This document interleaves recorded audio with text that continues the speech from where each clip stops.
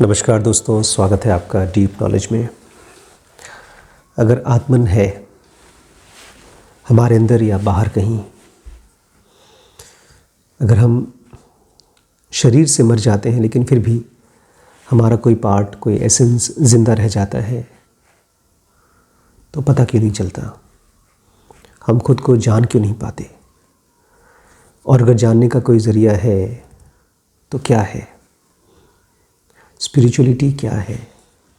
Spirituality है साधना, अपने mind को सही डायरेक्शन में और बहुत ज़्यादा सेंसिटिव बना पाना।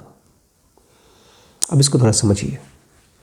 हम में से जितने भी लोग बहुत सीरियसली अपने आप को खोज रहे हैं, गॉड को, ट्रूथ को, हम में से ज़्यादातर लोग प्रार्थना करना जानते हैं, ध्यान व्यान करना जानते हैं, अवेयर रहना जानते हैं, लेकिन हमारी लाइफ बहुत बदलती नहीं है। और अगर कुछ नहीं करते हैं तब भी हर रोज़ जब हम सोते हैं तो माना तो यही जाता है कि हम रोज़ अपनी आत्मा से मिलकर के वापस आ जाते हैं, तो भी हमारी लाइफ में बहुत ज़्यादा ट्रांसफॉर्मेशन नहीं आता। मेडिटेशन, प्रेयर वगैरह करने से बहुत ज़्यादा बदलाव नहीं आता। ऐसा क्यों होता है? इसके पीछे सबसे बड़ा कारण है, मैं बता दूंगा, आप समझ लीजिए, सुन लीजिए, लेकिन इसको डिस्कवर होना होगा।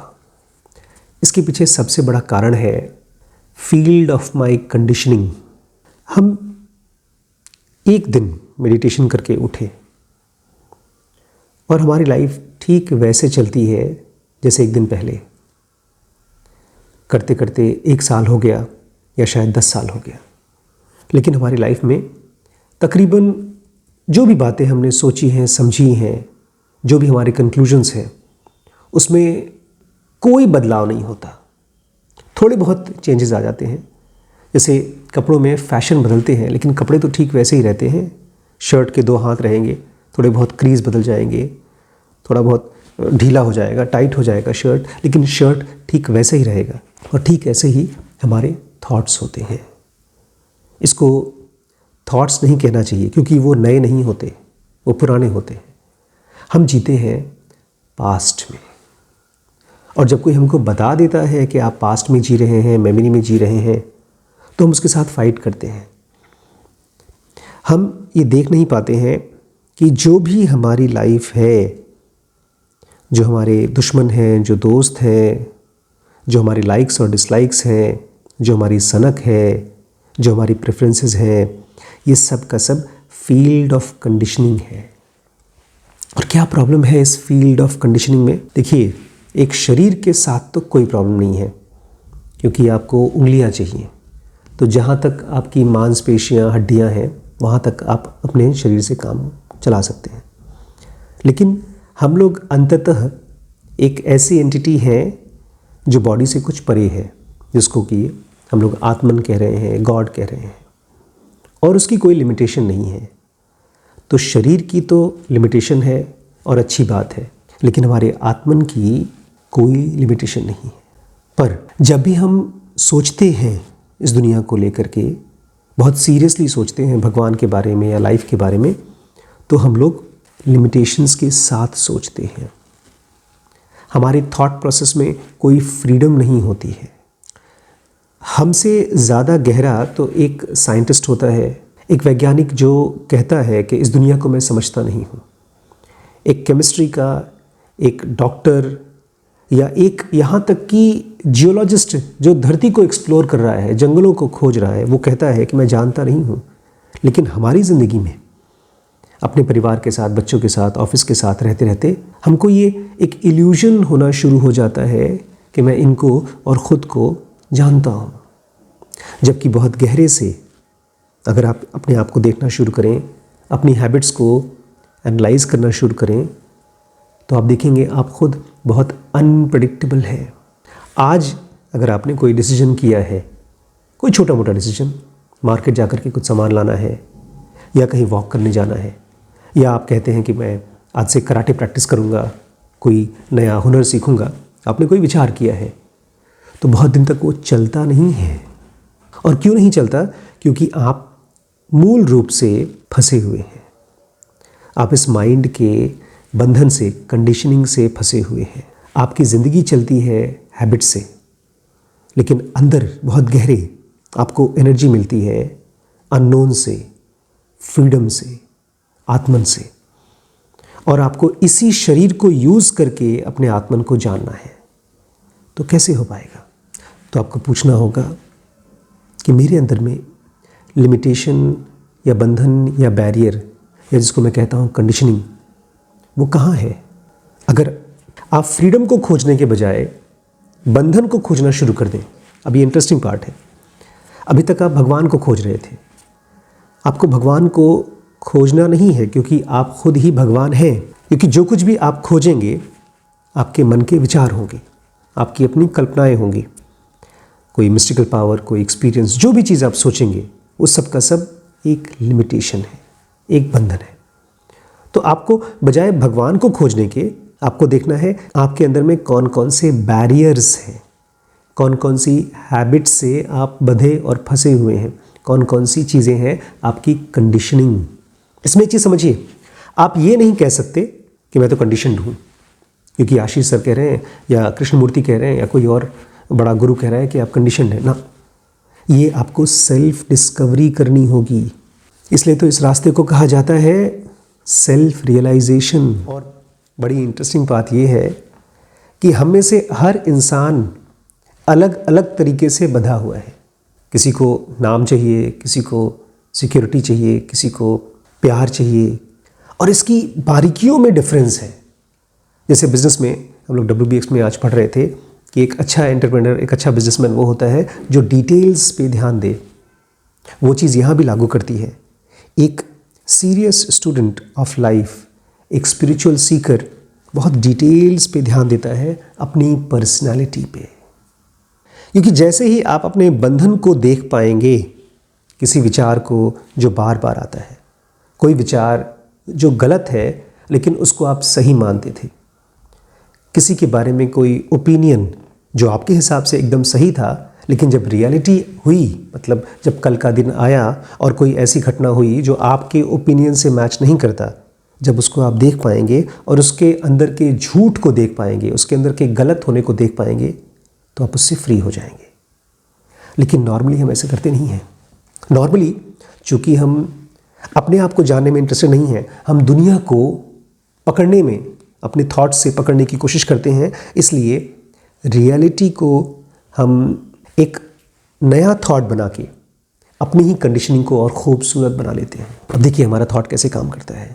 आपने किसी इंसान से प्यार किया या किसी इंसान पे भरोसा किया। अब वो 6 महीने तक तो आपके भरोसे के हिसाब से चलता है, लेकिन 7वें महीने उसने आपको धोखा दे दिया।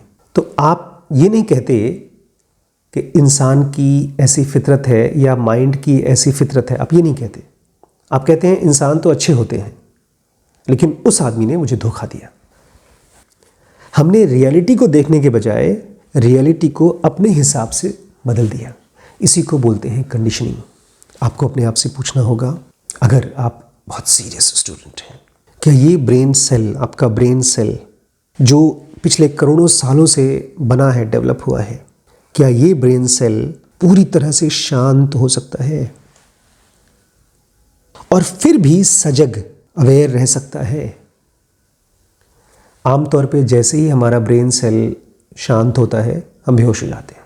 लेकिन रोज़ की लाइफ में जब आपके कामों में सबसे इम्पॉर्टेंट काम होगा खुद को जानना, खुद को समझना, और उसके पीछे एक जेन्युइन सीकिंग होगी, डेस्परेटनेस नहीं, ज़बरदस्ती नहीं, जेन्युइन सीकिंगनेस, जैसे एक स्टूडेंट को होता है जो किसी साइंस को पढ़ता है, केमिस्ट्री को पढ़ता है, जैसे एक डॉक्टर किसी मरीज़ को समझने की कोशिश करता है कि क्या प्रॉब्लम है उसे, मैं कैसे ठीक कर दूं।